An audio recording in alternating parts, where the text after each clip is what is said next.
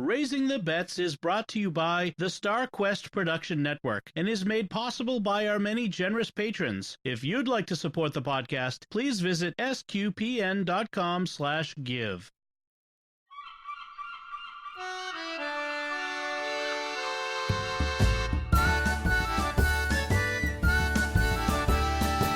You're listening to Raising the Bets, a family podcast of pirates and penguins. We're a Catholic couple raising 5 kids outside of Boston. Join us as we share the joys and challenges of marriage, homeschool, and our adventures near and far as we make sense of the world and experience the best parts of our culture. I'm Dom Bettinelli. And I'm Melanie Bettinelli. And we are going to actually talk about pirates and penguins this week, or at least Pirates. Pirates. But we'll get to that in a few minutes. Let's start off with what we're doing. Let's jump right into it. This week, as we mentioned last time, your dad's been visiting. Yes, yay. I'm so happy. My dad has arrived on Monday evening. Monday evening, yep. And has been spending the time with us. Yes. Unfortunately, it's been kind of a crazy week where we haven't been able to, we've been doing a lot, but not, going out to places with your dad. Right. I mean, we like to try to, go do outings with him and stuff. But this has just been, I don't know. It's been tough. The weather is turning. It's where we've turned the corner to this is really feeling like fall. It's 40s and 50s, and I mean with a few days in the 60s. In fact, this coming week, Halloween's supposed to be upper 60s. So that's nice. It's always nice to have a little warmth when you're walking around in the neighborhood. Yes, indeed. Collecting candy as a bounty from neighbors, so that under threat of violence, which is nice. My favorite. My favorite holiday. Yes. So yeah, I mean, we've done a few things. We brought him to the farmer's market, which is nice. He likes to do that with us. We take everybody because, frankly, you're here and you're doing that with us because that's what we do. Right. Whether you like it or not. Well, and in fact, I think he liked it. He got he picked up an Asian pear from the Asian pear guy, and some pastry from the French bread bakery. The French bakery. Oh, the patisserie. Yeah. Oh yes. What they call it, a raspberry thingy. Isn't that what they call it? I don't remember what it's called. It's got a funny name. It's like a funny indeterminate objet name. I don't remember. Anyway, it's like if you know what monkey bread is, bits of dough kind of stuck together with dipped in butter and sugar, except this has jam, butter, sugar, and raspberry jam and nuts of some kind. I think pecans, maybe walnuts. Mm-hmm. Anyway, it's like a pull apart sweet bready goodness. It's really good. So yeah, he got one of those, which is good. So yeah, we haven't done a whole lot with him. We did have some fun experience. So again, we have the smart home here. We have all the Hue light bulbs, and we have the Amazon Echoes and all that sort of jazz. And I've pretty well trained Melody to accept the existence of these things in her life. I am resigned, mostly, sort of, kind of under protest. There are benefits, right? Having the kids' lights turn off on an automatic schedule, so that you don't have to walk around turning off all the lights. We're in here podcasting. The light goes off out there in their room, and they're done. As much as more or less. More or less, someone gets a flashlight or something, but more or less. Lights come on in the morning automatically, that sort of stuff, or that sort of thing. It works out. We have switches on some of the lights, like in the kitchen and dining room and living room. There are these special switches that go on the wall in convenient places that communicate through radio waves. You don't have to wire them in, which is handy. So your dad's here, and because we have a small house, we have an inflatable mattress, not like a pool mattress. This is like an air mattress. Yeah, an air mattress. It's 3 feet tall. It's huge, and he sleeps on that in our living room because we do not have a guest room. We do not have a guest room, and I mean, I guess there are families where the grandparents visit and the kids sleep elsewhere, and the grandparents sleep in their beds, but I'm not trying to subject your dad to one of the kids' beds. Well, the thing is that we only have bunk beds. Well, the big girls have bunk beds, the boys have bunk beds, and Lucy still sleeping in a toddler bed. Because she fits. Right. We're not exactly sure what we're going to do when she outgrows the toddler bed. Frankly, we don't really have room for another bed. Hammocks. Uh, there has been a proposal floated for hammocks. They make bedroom hammocks. Like, this isn't just like me being silly. I know they do.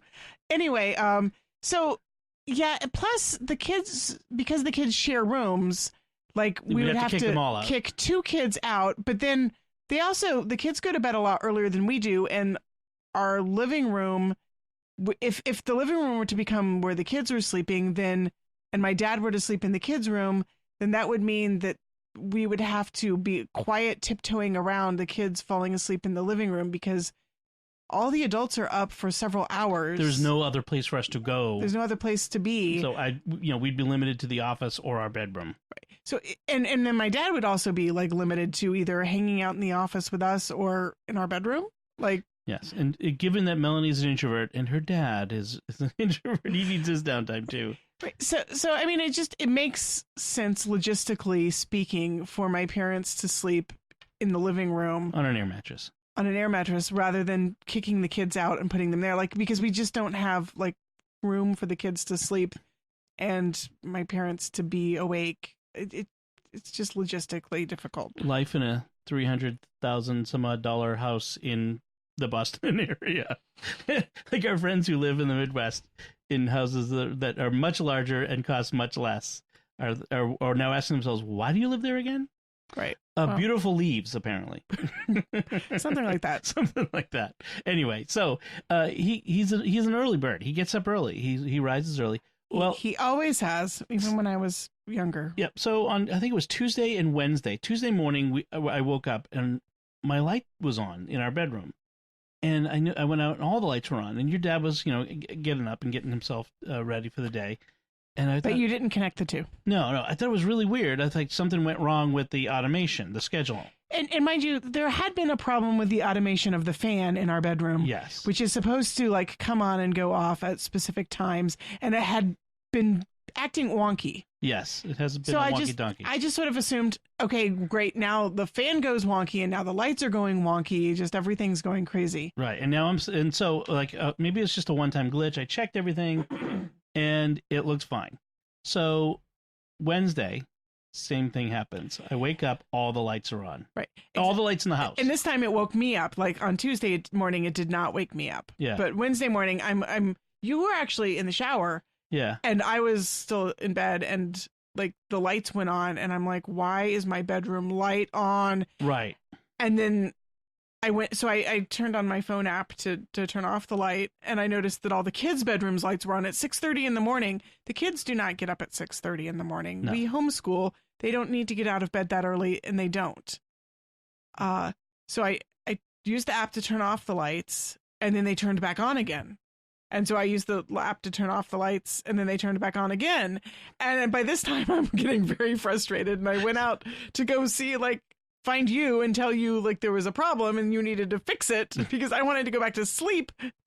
Oh, do not wake up Melanie at that time of the morning. And I heard my dad saying, Alexa, turn on the lights. No, Alexa, stop. What device? Alexa, stop. You cannot say her name. She who must not be named. You almost just did it right now, here and now. We say Echo when we're recording the podcast. Yeah, so you heard your dad say, Echo, turn on the lights. Turn on the lights. And which... And I said, okay, you can't say turn on the lights, because that turns on every light in the house. If you want it to turn on the lights, you just say the living room lights. But that's kind of... Or hit the switches, hit the button. Or hit the button yes. At this time of day. And he didn't realize, because of course, how could he? He doesn't have this at home. That he was turning on lights that he didn't intend to. Yeah. So then was fun. Once we figured it out, it stopped happening, but it was... Life in a smart home. Yeah. the technology is not bug free yet. Well, the problem is that all of these so-called smart home assistants, whether it's Amazon or Google or Apple's Shlomo, they're not smart enough to understand a conversational request.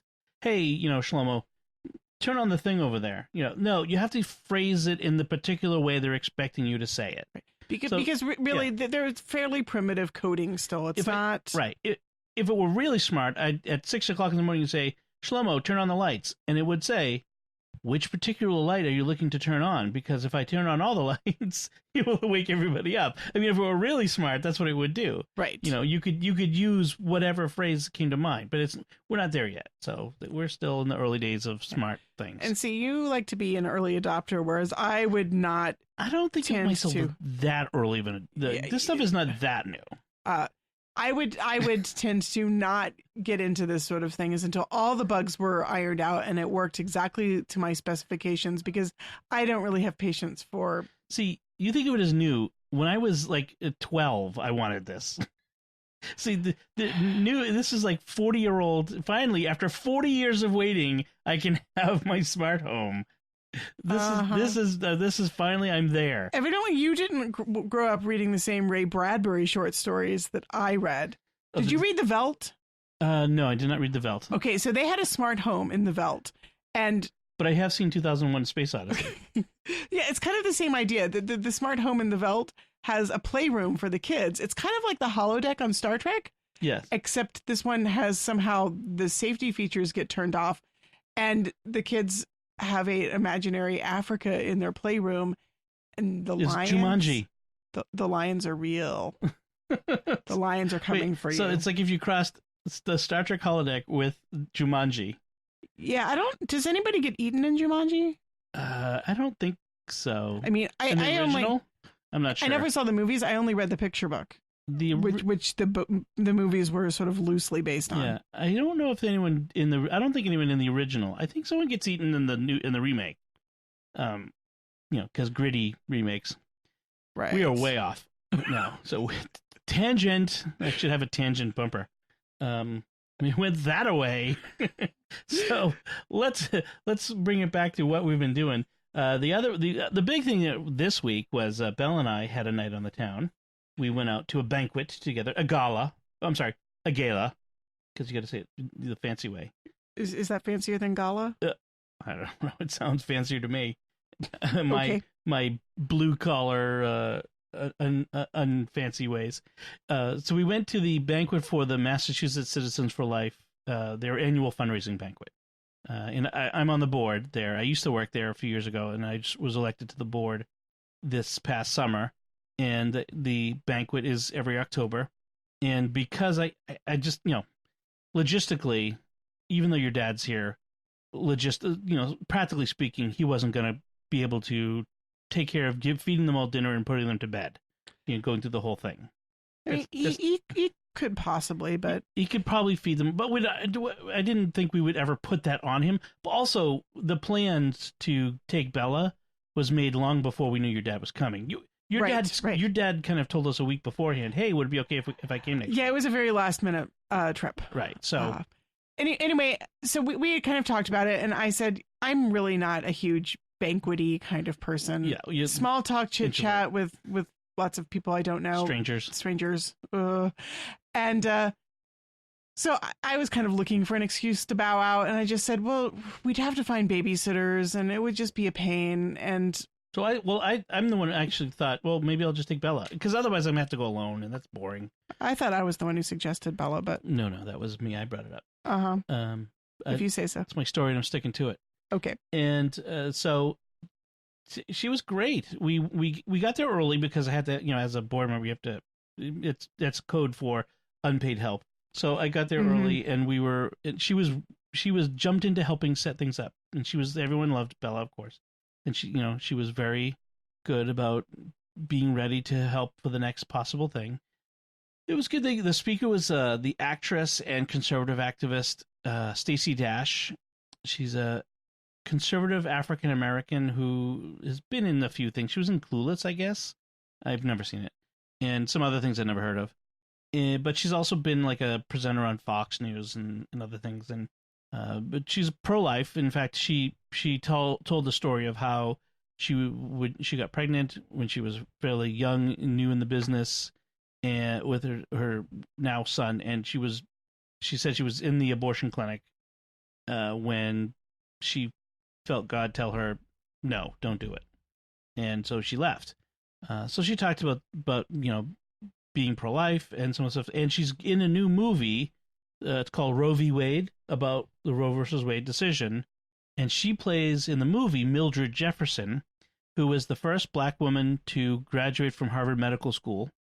She co-founded Massachusetts Citizens for Life. She helped found National Right to Life.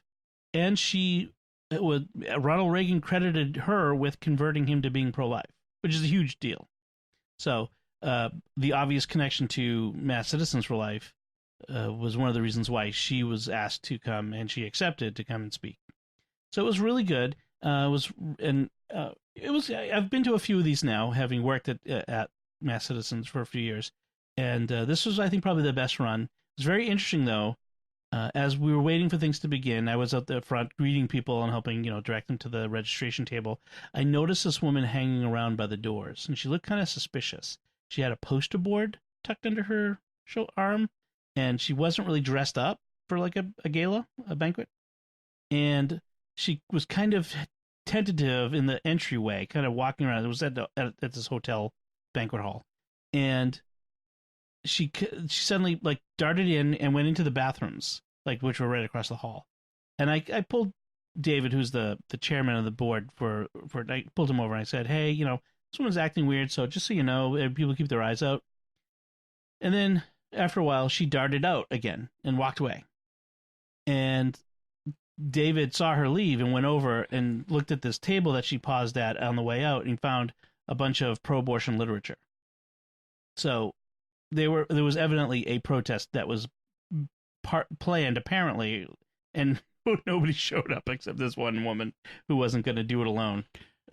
So there's been a few instances where we've had events and we've seen online that people were planning protests and it fizzles because of lack of interest or something.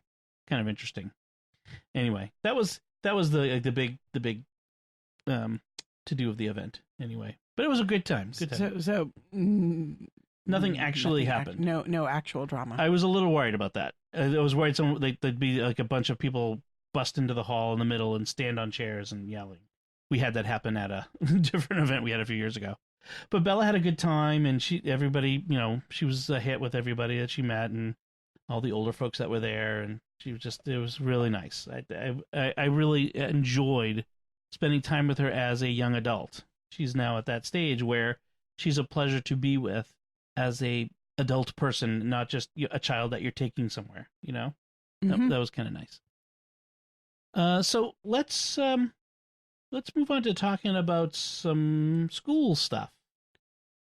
And I wanted to talk a little bit about the experience I had tonight. We had our Cub Scout pack meeting. We're recording this on Sunday night. We had our Cub Scout pack meeting, and one of the boys in our den, I'm a den leader for the Bears. Anthony's a bear. And one of the boys who's new this year, it was sitting next to me. We were watching the activity at the pack meeting was watching the Patriots game together. Only in New England. Only in New England, yes. Well, no, I think in other places they would probably do that.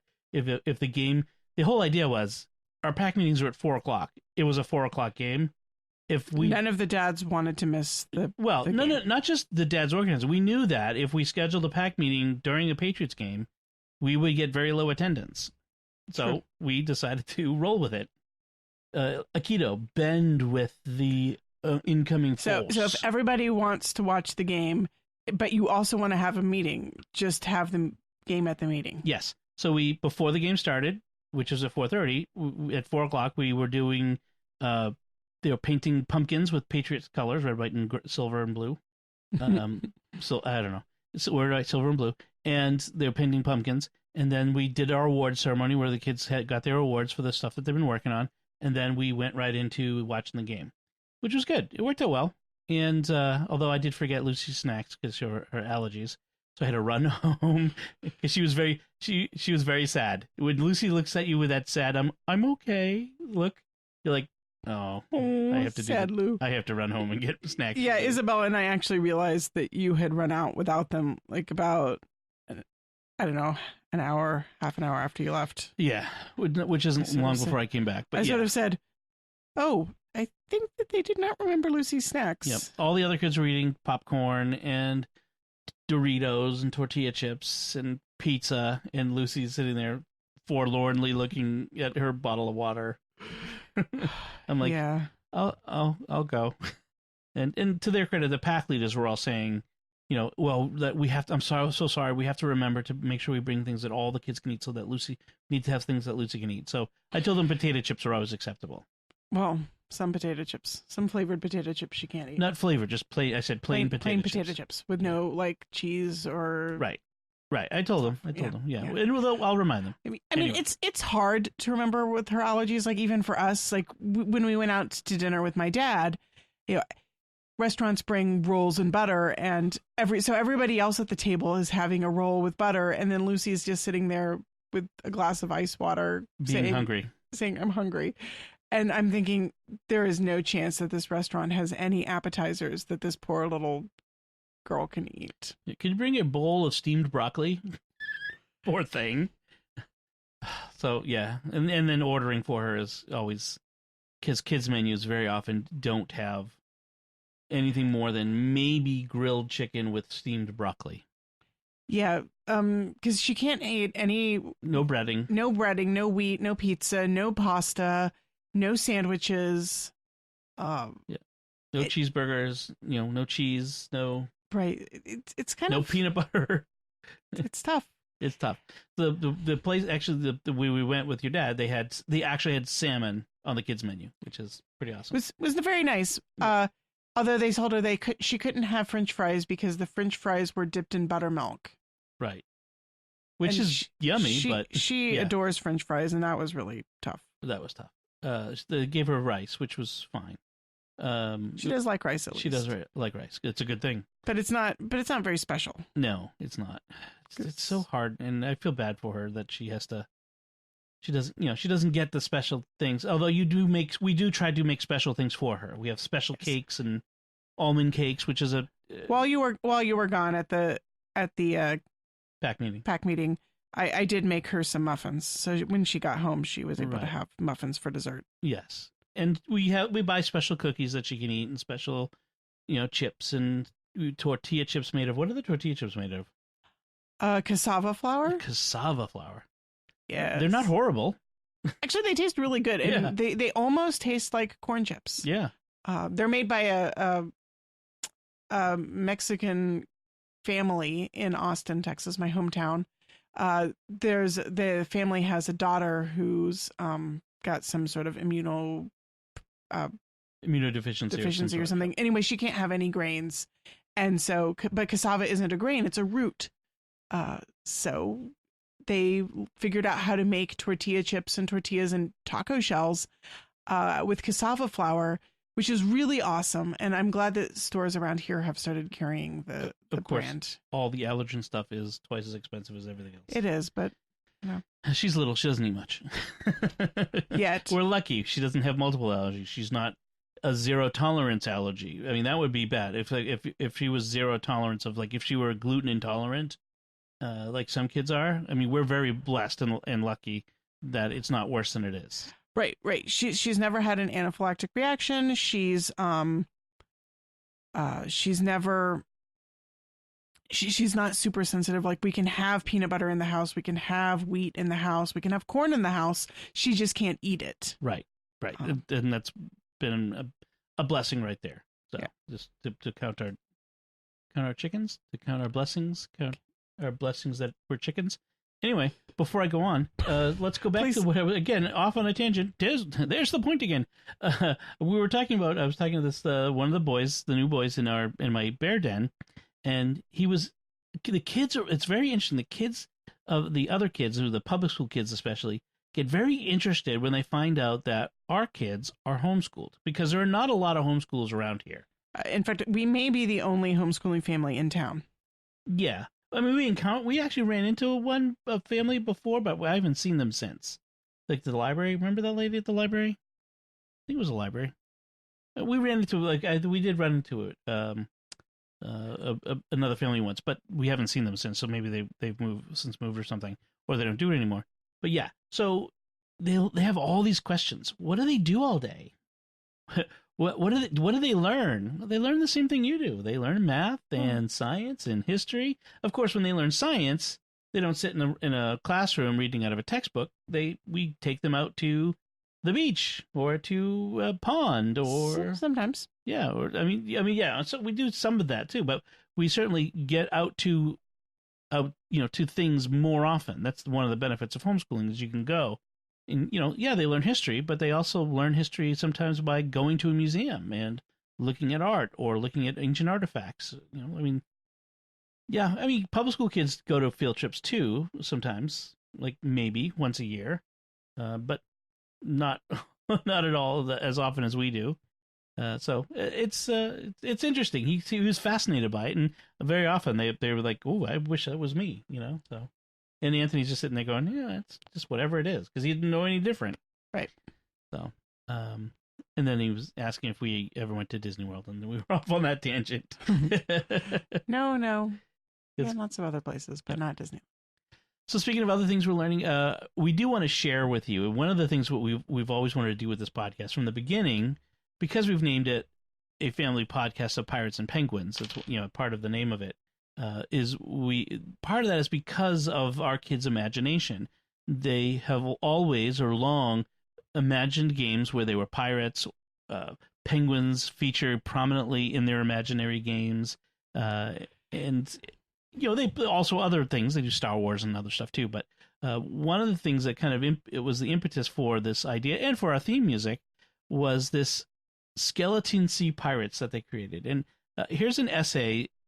Was it Bella and Sophie wrote it? I think, yes, this was co-written by Bella and Sophie. So I'm going to read this now. And this is something they wrote. I'm sorry. Melanie is going to read this now. And when did they write it? It was a while ago. It was like a year ago at least? Yeah. So go ahead and read it. Okay. An essay on the Skeleton Seas Pirates. The Skeleton Seas Pirates are the fiercest pirates ever to sail the seas. They have a god named Papagus. Papagus is a skeleton wearing a pirate jacket with a lily on his head. They live in a gigantic sea called the Skeleton Seas, which is why they are called the Skeleton Seas Pirates. Makes sense. The Skeleton Seas are full of islands. Some of them are big and some of them are small. The Skeleton Seas Pirates live on a large mainland. The Skeleton Sea Pirate song is called We Are the Skeleton Seas Pirates. It goes like this. We are the Skeleton Seas Pirates, and we sail upon the seas, and we sail upon the seas. Oh-a-yo ho-ho, oh-a-yo ho-ho, and a bottle of rum. I think that's an approximation of the tune.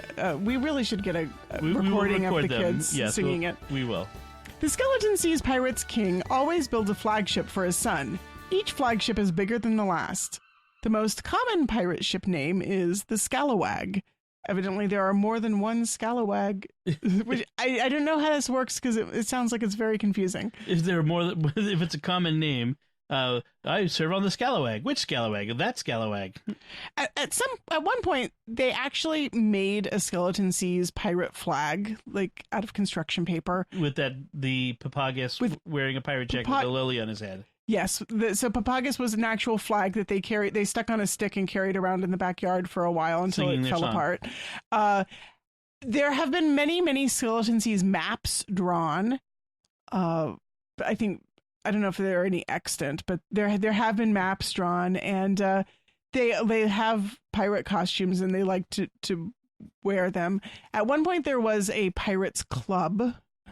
Yes. I don't think it lasted for very long. I think it had one or two meetings. But every once in a while, a child will disappear into their room, dig through the clothing bin, and come out with a pirate hat, a pirate vest, and a scarf on their head, or an eye patch. I think Isabella spent some of her own hard-earned money buying a stuffed parrot to be a prop for the pirates, because before the stuffed parrot was purchased, they were using a small stuffed bird that was, I think, actually a grackle. I'm pretending it was a parrot. That just won't do. You need a real parrot. You can't have pirates without parrots. And as soon as one child dives into the costumes, they all join in, and they're all pirates. Right. now. It's sort of what do you call it? Contagious. Yes. So a lot of fun. So I hope you enjoy that. We'll have more stories that the kids wrote in future episodes, especially the continuing adventures of Slidey and Waddle, the two penguins. I would like to point out that one of the other benefits of homeschooling is that sometimes you can do your homeschooling in a pirate costume. That is a benefit. Although I think there'll be kids wearing costumes in public schools this week. This week, yes, but in any January, day. February, March, April, May, June, July, any month is free game Yeah. for homeschooling in your pajamas or in a pirate costume or a princess dress. I have seen Kylo Ren doing work at the dining room table on occasion. Yes. Kylo Ren masks are also very popular for Which is schooling. handy. Sometimes kids they just feel like they feel a little Kylo Ren, and this is how they can express it and be that. When your math is just not going your way, when you're having to do long division and you don't feel like it, sometimes a Kylo Ren mask makes all the difference in the world. We do not allow slashing of things with lightsabers, though. No, we do follow the rule from Brave: no weapons at the table, Merida. That's right. All right, so I hope you enjoyed that. Let us know if you do it, and if you want to hear some more. Yeah, whether you do or not, we will share more. So you can look forward to that. So let's talk about some of. Actually, there's not a lot to talk about for what we're eating. This has been a sort of an unexciting week for food. Blah blah blah. Boring. We had rice bowls and the steak and burritos and stuff. It's just again, as I mentioned, I think I had a scout thing 4 out of the past 6 nights, and then another night was the banquet. So it's like it's just been crazy. So hopefully. I don't know. I say hopefully things will settle down. They're not gonna. This coming week does not look any better. No. In fact, I'm sort of scrambling. I have no idea what I'm going to do for dinner On tomorrow. Halloween, we're having Chinese food. Are we? That's what we have on Halloween. Because it's my birthday, and that's what I choose to have on my birthday on Halloween. Right. The birthday boy gets to choose whatever he wants for dinner. Right. So we order Chinese food, we get it delivered, and then after dinner, I take the kids around, or you take the kids around. I think it's we've actually settled in it being your job because they want you rather than me. You're more fun to go trick or treating with, evidently. I don't really do all that much, but I mostly just remind them to say thank you. I don't know. I think I'm very friendly to the neighbors. Maybe that's what it is. You're probably friendlier. I think also you go further. I think I That's tuck her true. out and give up sooner. That might be true. I like giving out candy to kids. I really enjoy seeing the kids and being excited by their costumes and seeing the especially the young ones, how cute they are. I just love giving out the candy. I miss that. So I know, but the sacrifices we make. So, all right. So let's move on. We had quiche, whatever. Yeah. Yeah, we'll talk about if we some other time we'll talk about quiche. We had so much else we want to talk about, and I don't want to keep everybody here talking about one dish. We'll talk about our special quiches that Melanie makes, and yes, real men do eat quiche. That's a whole misnomer. So let's move on to what we're reading or watching, and you have something substantial you want to talk about. So let me talk about my insubstantial reading and watching first. Okay.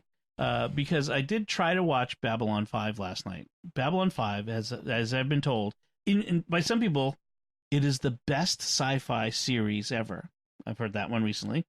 Okay. But most people say it's really good, it's really well written, it's better than DS9. I thought you had seen it before. I've seen parts of it. So when it first came out, I was living in Steubenville, did not have cable. And that meant it was very difficult to watch. I had 2 channels, 2 local stations. And one was an ABC. And I missed a lot. I missed X-Files. I missed a bunch of stuff in those years. The last year or 2, we actually got cable with my roommates. And so I actually started seeing things that I hadn't seen before. But so I kind of missed the beginning of Babylon 5. And I caught episodes here and there. So I'm like, okay, I'm going to watch Babylon 5 now. That's right. I'm going to go back and watch. And I tried watching it last night.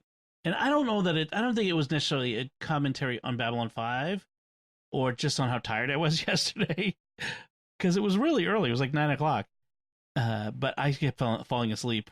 So I'm gonna try. I really do want to, because the story, as I've been told, gets very interesting and complex and intertwines, and it's very interesting, grand arc of a story. So I'm gonna do it again. Yeah, I never saw it either, but Yeah. I mean, there are a lot of really good things that just put me to sleep. It's not necessarily a commentary on like how good it is. Just Yeah, it's frustrating because now I got to go back and watch it again. yeah. You know, it's kind of a waste. I wanted to. There were like a whole bunch of movies I was going to rent to watch, like on iTunes. Just like, oh, I was going to watch this. Nope, that's not for available for rent. Nope, I'm not going to spend $20 on that. Nope. You know what I mean? Like, the stuff I'd pay $5 to watch once, that I'm not going to pay $20 to sit in my list of movies that I've purchased that I'm probably never going to watch again. It just is really frustrating how many movies out there that have been out for a while that are available to buy but not to rent. It feels like there used to be more stuff that was streaming, and it's gotten less. Right. Yeah. I don't know what, like, I haven't seen anybody talking about it. I want to find out, what people are saying about it, because like Netflix used to be full of movies, movies that had been out. Maybe not the stuff that's just out, just come out of the theaters, but it had stuff.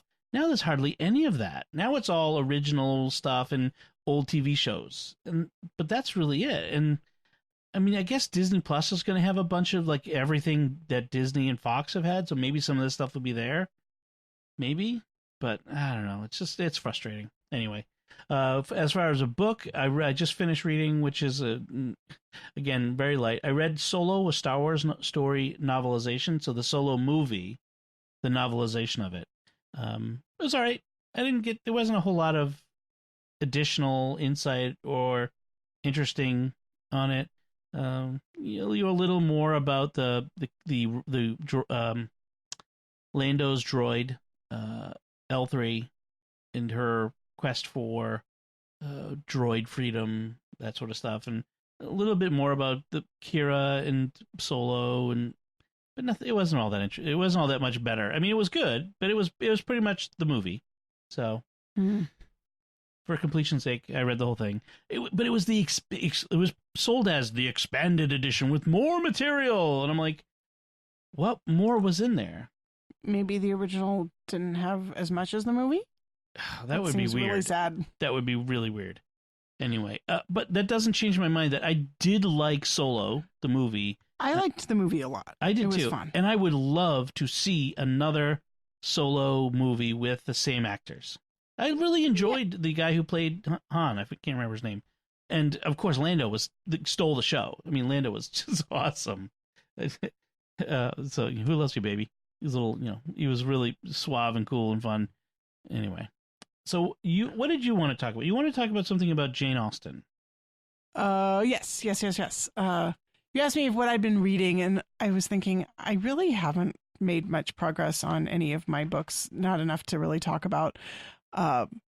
This week just kind of been a wash. But then I realized I have been having a lot of fun because I've been reading Jane Austen's Northanger Abbey with Isabella for her school.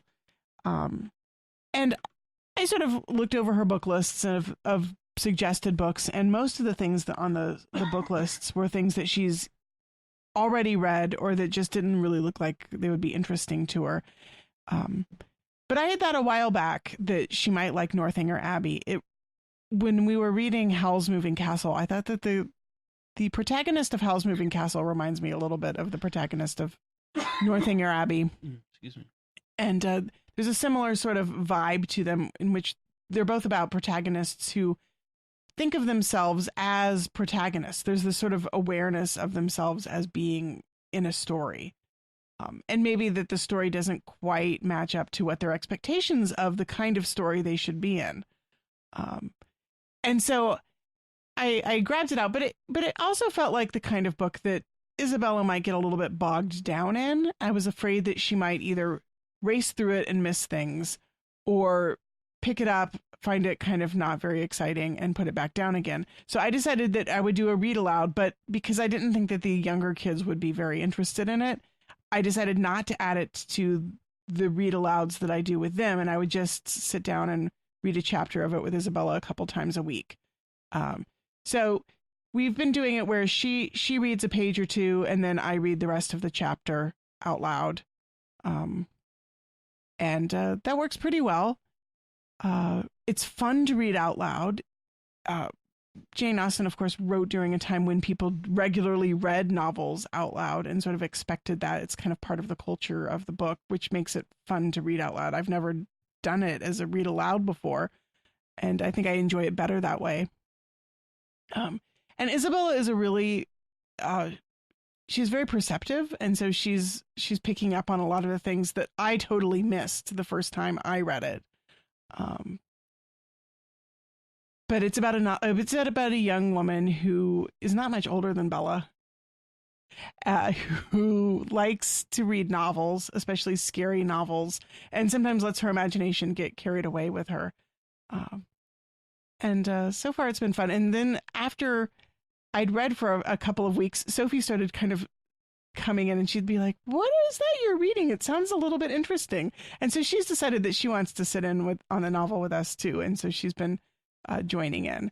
And we've been having fun conversations like after each chapter, sort of the rundown of, okay, what happened? What do we think? What's going to happen next? What do we like? Which characters do we like? Which characters do we not like? What do we think about them? It's fun.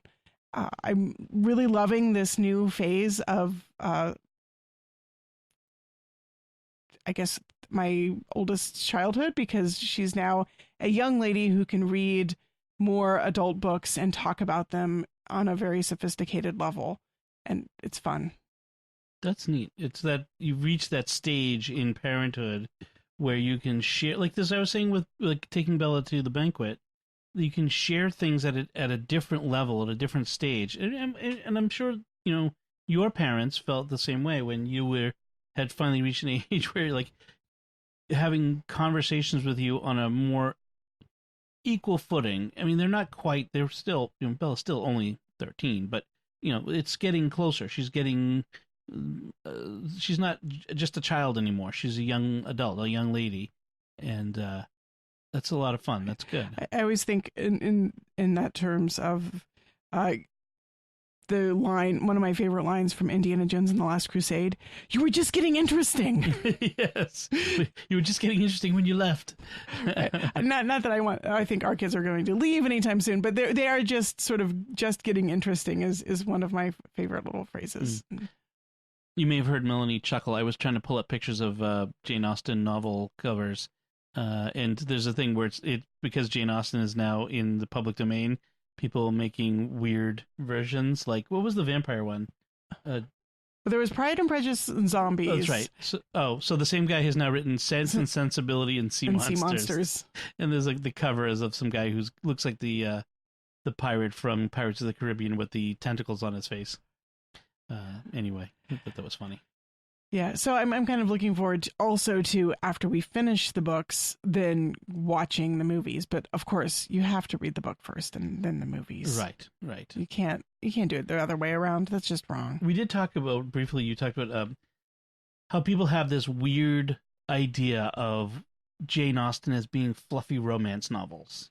Well, yeah, I was saying that I first read Jane Austen in high school.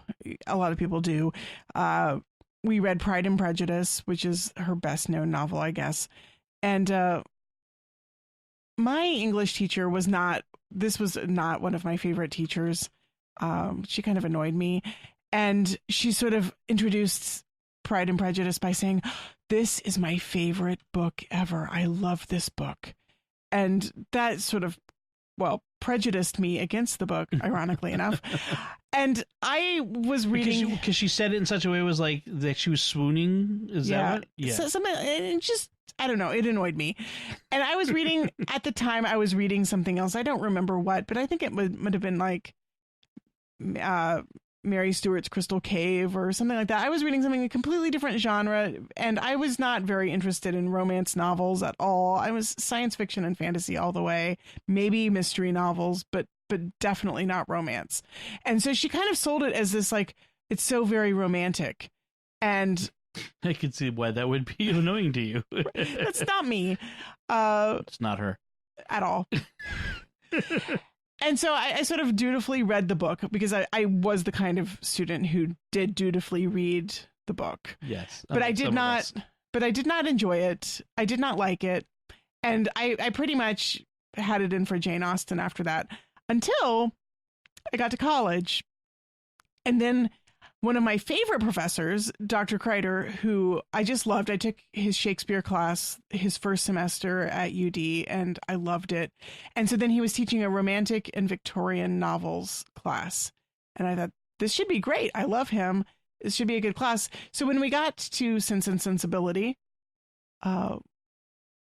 then He revealed that the deeper layer in Austen. right. And he said, oh, Austen is so funny. There's this social satire, this commentary on romanticism, and it just made the novel interesting to me. And I just realized that I said that I was reading Sense and Sensibility with Isabella, and I'm not. I'm reading Northanger Abbey, so I don't know. You why did I- originally say you were reading Northanger Abbey. Okay. Yeah. Okay. So, but yeah, Sense and Sensibility was the first Austen novel that I really saw as being more substantial. And then after that, I went back and reread Pride and Prejudice and said, okay, this is everything I missed. Right.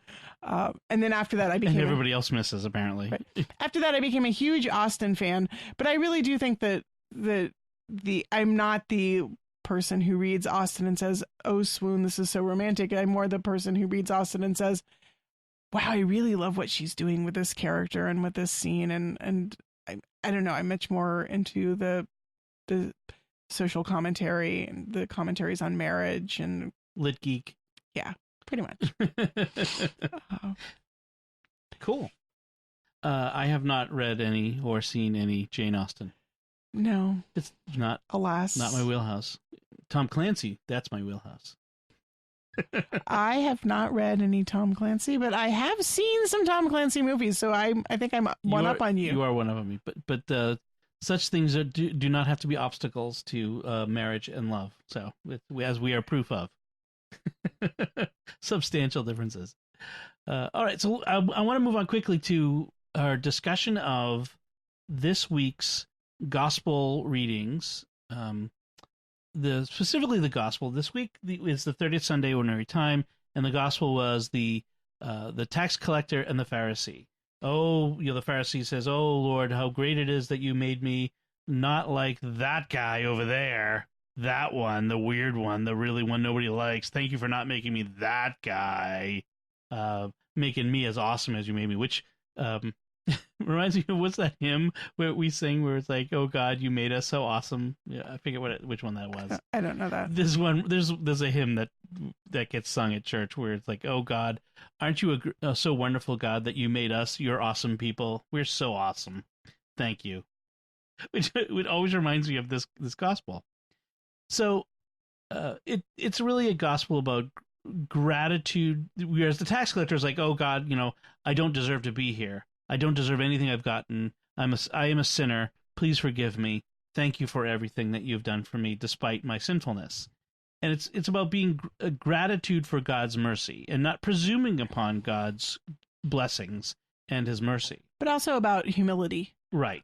recognizing that everything that we have comes from God, and that it's not on our own merits. Yeah. Although our friend Dale had something funny on Facebook today. He wrote, "Oh God, thank you for making me like that tax collector, not like the Pharisee." It's like a little flipping the bill there. Yeah. He did that unintentionally. He was being sarcastic. But so we are talking about the gospel, not about the reading from Sriracha, as someone said. Sriracha. Sirach. Someone actually at church heard the reading from Sriracha. I love collecting malaprops from scripture. I just, people's like the burning braziers that we sometimes hear about. I was reading Eagle of the Ninth to the kids, And of course, they keep having Braziers, braziers. like Dairy Queen brazier. The kids think it's hilarious because I cannot say that word properly the first time. I always say brazier. I mean brazier. I cannot say it. I do not know why, but I always say brazier first. Like, it is impossible for me to read that word properly the first time, and the kids think it's hilarious. It's like with the kids at Scouts who recite the oath and they're promised to do their duty, and they all crack up every time at the pack meetings. Duty? They do their duty. See, that's not really, I think, a Texan, like, I don't think Texans kids don't say duty. This Yeah. podcast is now descended to the lowest levels. No. Back to the gospel. Man, we are like tangent city this week. We cannot stay on I topic. think we're just tired and punch We are drunk. tired. Anyway, I do want to recommend, and I'm going to put a link to this blog post by a priest friend of mine, Father David Barnes.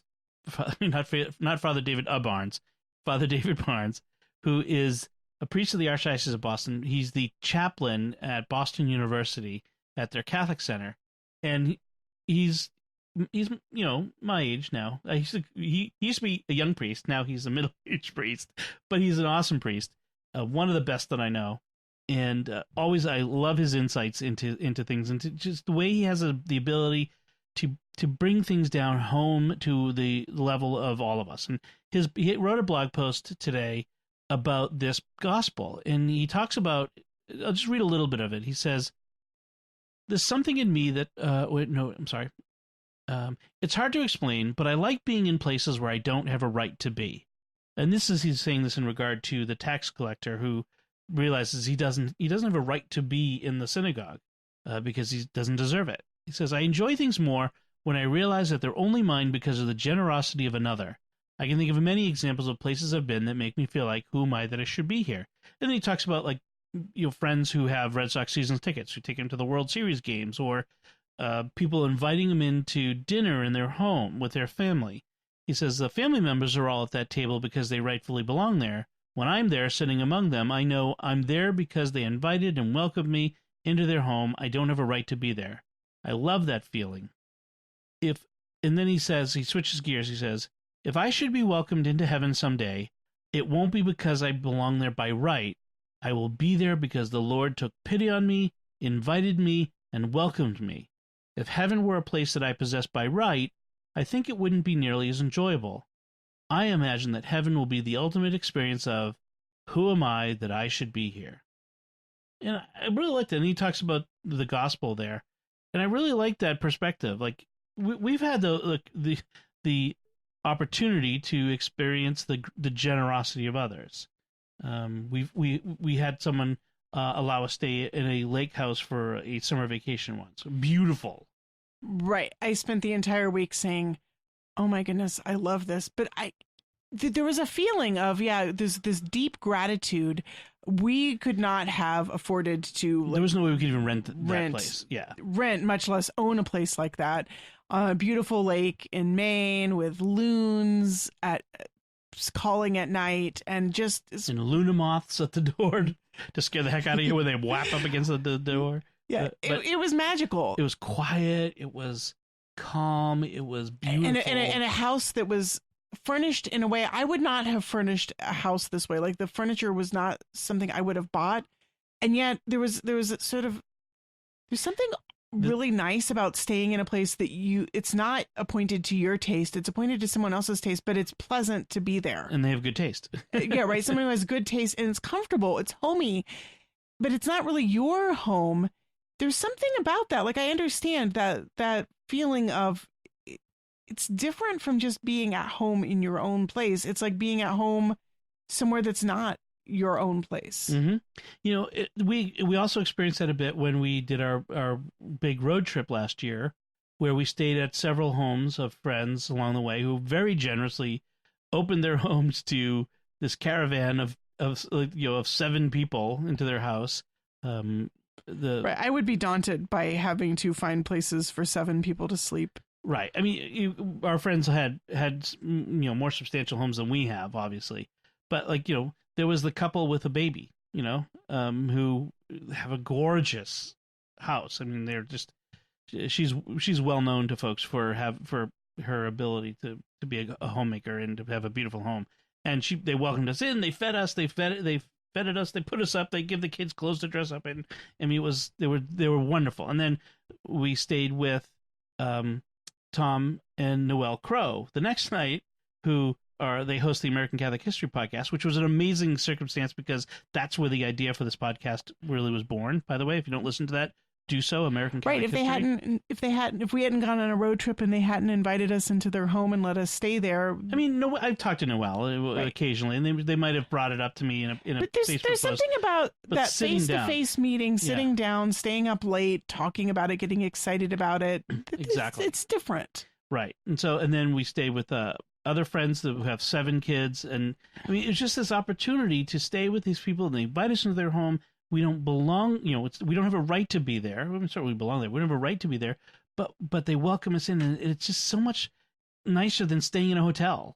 Very much. Yeah. It's a different experience. So I get what Father's saying is that gratitude. And when we, God willing, get to heaven someday, it will always feel like that. And I've been thinking for a while. I have so many friends who live all across the country and even in other countries. And some of them I know in person, some of them I know primarily online, but I've met them in person.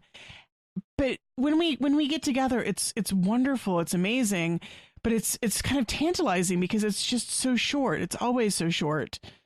There's never enough time to really have the conversations that you want to have. You're always, tired and you need to go to bed, but you want to stay up. And I just think that there's a sense in which those encounters are these foretastes of heaven. Like in heaven will be the place where we finally get to finish the conversations that we've started, that we get to, you'll never get so tired that you have to go to bed and stop the conversation in midstream. And you'll always be able to perfectly articulate everything that you want to say and be perfectly receptive to everything the other person wants to say, like that perfect communion of persons. Wow. That'll be epic. You can imagine like all of your friends, all of your family members, and everybody else who's ever lived. Like who made it to heaven? Well, who made it to heaven? Yes, but hopefully it will be like this great riotous party, but like the best party, the party where you aren't tired and there's nobody obnoxiously drunk who's like no awkward silences. No awkward silences. Small talk. Right, no small talk. Like it'll all be like great conversations, like the best conversations. Yeah. That's my idea of heaven, is like the best conversations where like everybody, like the best people. Yes. Does it get better than that? No. I mean, for some people, like I imagine, like you will never have the introvert drain where. Right, that's what I'm saying. Like you love being around other people, but as an introvert, that drains you emotionally and mentally, and you need to go away and recharge. Well, you won't have that, right? Because you'll never get tired. Like you don't have the physical limitations of your body. So like, if the conversation, there's conversations that were so good that like last until like it's 2:00 in the morning, and you're finally like, I'm so tired, I have to go to sleep, but I don't want to go to sleep. Well, in heaven, like you won't need to go to sleep. You can just keep talking. It'll be like weeks and months of like, yeah. So I put a link to Father Barnes's blog post in the show notes because you'll definitely want to check those out. He concludes by saying, heaven must be a perpetual state of amazement that the Lord is so good and merciful to allow us to be there. The best way to prepare for that heavenly amazement is to live in humble amazement here and now. And I think that's a great way of putting it. Just be humble amazement and gratitude, grateful. Just spend your time being grateful. All right. Indeed. So I did want to read one bit of feedback. Lee wrote an email to us a while ago, and we responded to that. He was asking about the Kindle that we talked about, and so wrote a follow-up. He said, thanks so much for the 411 on the Kindle. Really cool. I had no idea what one could do with it. Your response made a lot of sense and gave me a lot of ideas. And he did say that we were correct. He did have a Kindle Fire, so that's what we were thinking. He says, I'm meaning to tell you, I love the opening theme music. You could let it run for 5 or 10 more seconds. Well, that credit for that goes to my friend Victor Lambs, who not only is a great musical composer, I guess. I hope that doesn't sound too grandiose, but it makes the music, but also helps me out with some of the editing of the shows that we do on SQPN. So that I give that credit to Victor. I gave him the idea, and he ran with it and came up with the great the pirate music, which is a lot of fun. It is really fun. Yes. And then it says no tomatoes in beef stew. I'm sorry, Lee. I have to disagree with you on that one. Yeah. See, I'm yeah. Not everyone can be right about everything all the time, I think. And then he says, thanks for everything, guys. I really appreciate it. Godspeed and God bless. And then has a message for you listeners. He says, to the listeners, if you haven't listened to the other podcasts on SQPN, give it a listen. You won't be disappointed. And like I said, try out American Catholic History. It's one of our newest podcasts, and it's really popular. People are really loving it. This week's episode was really good on Rose Hawthorne. But they've been hitting out of the ballpark recently with some great episodes. Jimmy Akin's Mysterious World. People are saying it's the best podcast they've ever listened to, and that sort of stuff. I would also like to say I got some feedback this week too. I got a Facebook message from my best friend from college who said that she has been listening to back episodes. Hi, Stephanie.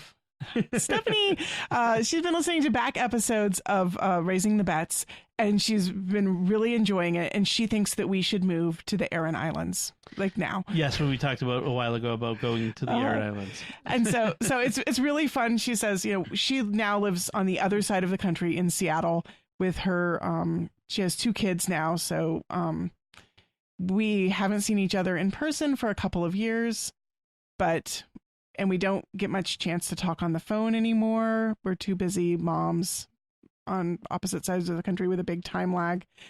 But it is a nice way for her to kind of catch up on some of the news of our family. And it was fun. We had a nice little chat about it. One of the benefits of podcasting. So I do want to take a moment to thank our patrons who make it possible for us to create Raising the Betts, including Christian C., Mary N., Daniel Z., Kimberly W., and Jason L. Their generous donations at sqpn.com/give make it possible for us to continue Raising the Betts and all the shows at StarQuest because it pays my salary that allows me to do all these shows. So you can join them by visiting sqpn.com/give. So that's it from us. If you have any comments on anything we've discussed, you can, or if you want to find links to anything we've discussed, go to sqpn.com/betts, BETTS. Or you could comment at the SQPN Facebook page, facebook.com/StarQuestMedia, or send an email to Betts, that's again BETTS, at sqpn.com. If you can, we'd really encourage you and welcome a review, if you could, at Apple Podcasts or wherever you get your podcasts from, and to share the podcast with your friends to help us grow this community of listeners. And more listeners means better content. There is a synergy there, and we really do appreciate that. So until next time, I'm Dom Bettinelli. And I'm Melanie Bettinelli. Thank you for listening to Raising the Betts on StarQuest.